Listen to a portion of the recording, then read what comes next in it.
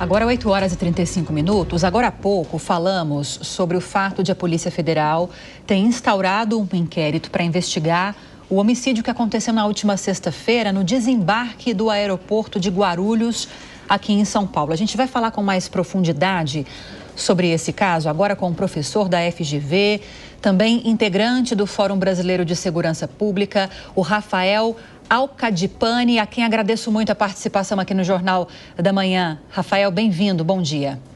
Bom dia a você e a quem está nos assistindo. Agora, Rafael, a gente está falando de um crime que, segundo a principal linha de investigação, teria sido cometido pelo crime organizado contra um homem que teria ligações com o crime organizado. Tanto é que ele tinha até proteção policial, porque estava fazendo, dentre outras razões, um acordo de colaboração premiada com o Ministério Público. E aqui eu quero pedir sua análise sobre dois pontos principais. A falha na segurança por parte desses policiais, o que pode ter acontecido, os policiais estão afastados, até onde sabemos, e o fato de o crime ter acontecido num aeroporto, numa região, numa área que tem todo um aparato de segurança para evitar ações, sobretudo como essa também, de acontecerem.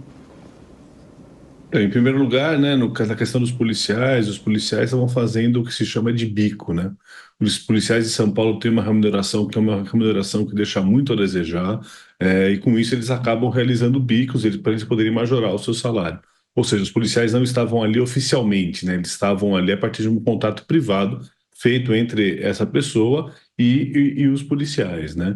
É claro que a investigação está tentando mostrar, está tentando analisar e ver por que esses policiais dessa escolta privada não estavam ali presentes, né? De fato, chama a atenção o fato do veículo deles não estar funcionando justamente nesse dia. Agora, a gente tem que ter também sobriedade e tem que esperar que a investigação avance para que ela possa ver se há, de fato, envolvimento desses policiais ou não, na medida em que quem executou esse crime sabia que aquele sujeito, né, ele estava chegando, a vítima estava chegando ali, estaria naquele local, naquele momento. Então, alguém avisou, alguém deu essa informação para os executores. Agora, a questão da execução em si, ela é uma execução para mandar recado, né?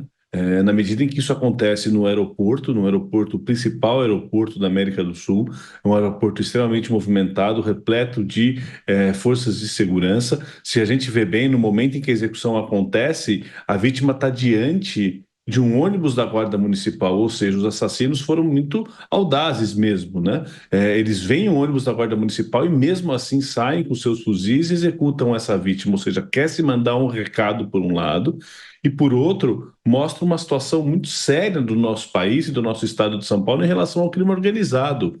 Porque você invadir um aeroporto e cometer um crime como esse, isso é coisa de Colômbia, isso é coisa de México. Então, o crime organizado no Brasil ele está saindo do controle, o crime organizado em São Paulo está saindo do controle, e é preciso que as autoridades tomem providências enérgicas e sérias em relação ao crime organizado, porque a gente não pode ficar à mercê de facções criminosas. Professor, esse crime acontece poucos dias depois daquela reunião em Brasília, convocada pelo presidente da República. Foram quase todos os governadores de estado, não todos, mas quase todos a Brasília, para discutir a PEC da segurança pública, que tem aspectos positivos, outros nem tantos, mas muitos governadores, especialmente aqueles de oposição, disseram que a PEC tira autonomia dos governos estaduais. Mas os mesmos governadores, quando acontece um crime que envolve uma facção criminosa, dizem, olha, a União precisa entrar, sem a União não tem como, porque, por exemplo, esse bandido estava fazendo troca de joia em Alagoas, então precisa da polícia de Alagoas, a polícia de São Paulo não pode investigar sozinha.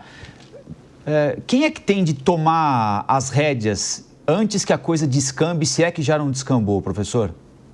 Infelizmente, eu acho que as coisas saíram de fato do controle. Na medida em que uma pessoa é executada num aeroporto, é porque nós não estamos conseguindo articular nada. Se a gente lembrar bem naquela reunião, o que a gente viu foi muito mais uma discussão e desavenças entre governos estaduais e governo federal que uma tentativa já de se fazer algum tipo de corte, né, para a internet aí, para as eleições que estão chegando vindouras, né, as próximas eleições presidenciais e estaduais, do que uma tentativa de resolver o problema. E para mim essa é uma das raízes do problema.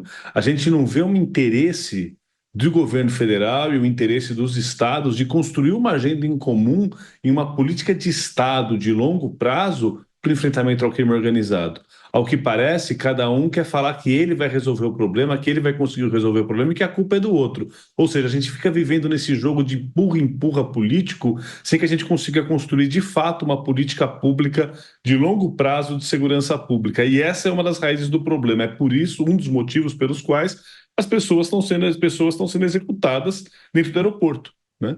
Porque a gente não consegue uma articulação mínima, a gente não consegue um consenso mínimo para se construir uma política de segurança pública de longo prazo que enfrenta o crime organizado. Se todas as forças do Estado estiverem articuladas, se Estado e União estiverem trabalhando em conjunto, na medida em que a gente vê o poderio que o crime organizado tem hoje, vai ser difícil a gente fazer esse enfrentamento. Imagina com essa divisão e cada um querendo fazer politicagem ao invés de resolver o problema. Vilela.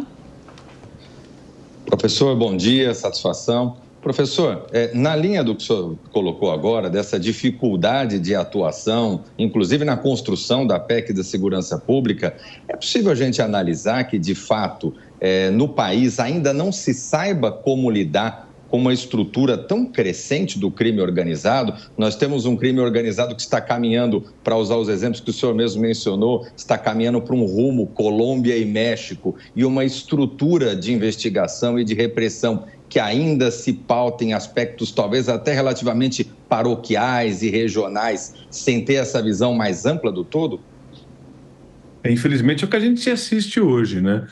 Se você for ver bem, a gente tem polícias estaduais, 2 polícias estaduais, uma militar e uma civil, que tem muita dificuldade de diálogos nos estados entre elas. Essas polícias também têm dificuldade de diálogo com a Polícia Federal, com as Forças Armadas que têm inteligência, ou seja, as informações elas ficam todas fragmentadas, elas ficam todas perdidas aí nesse sistema, né? A gente também tem aí uma dificuldade dos ministérios públicos de conversarem com parte das forças de segurança, ou seja, é um cenário de tempestade perfeita porque a coisa não se resolva. Cada um parece... É como se fosse aquele time de futebol que não tem conjunto. É um time de futebol onde cada um quer resolver a situação por si só. É um time de futebol onde está perdendo o jogo de 3-0 e o goleiro vai desesperado tentar cabecear na área. Desculpa a analogia futebolística, mas é dessa forma que eu vejo, né? A gente não tem uma articulação, não se forma um time para o enfrentamento ao crime organizado.